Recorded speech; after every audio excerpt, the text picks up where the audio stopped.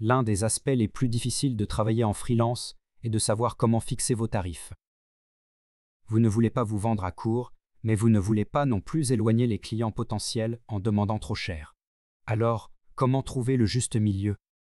Tout d'abord, il est important de comprendre que la détermination de vos tarifs ne doit pas être basée uniquement sur ce que vous pensez être juste.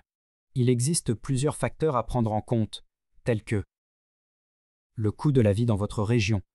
Le coût de la vie varie d'une région à l'autre. Il est donc important de prendre en compte le coût de la vie dans votre région pour établir vos tarifs. Votre niveau d'expérience.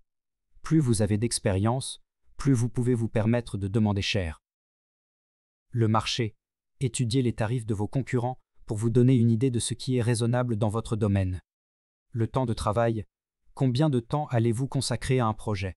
Plus le projet est long, plus vous pouvez demander cher. Le type de projet. Certains projets nécessitent plus de travail et d'expertise que d'autres. Il est donc logique de demander plus cher pour ces projets. Une fois que vous avez pris en compte ces facteurs, il est temps de fixer vos tarifs.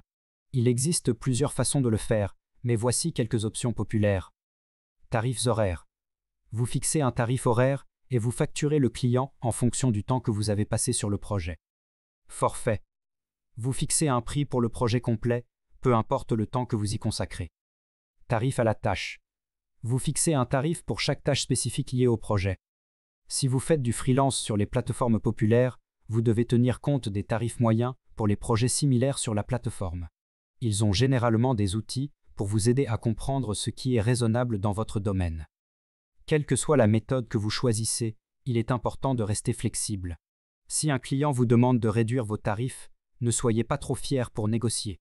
Il vaut mieux avoir un client qui paie moins cher que pas de client du tout. Rappelez-vous toujours qu'en tant que freelance, vous avez le pouvoir de fixer vos propres tarifs.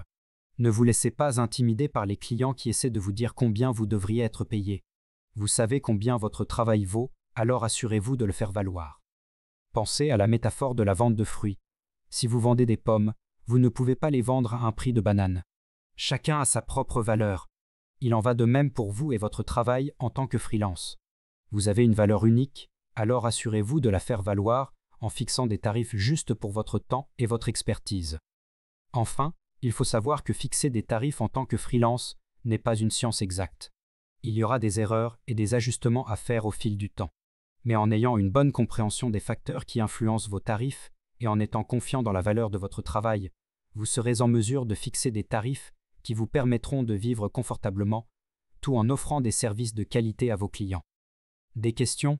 N'hésitez pas à poser des questions en cours de route et à partager vos propres expériences avec la fixation des tarifs en tant que freelance.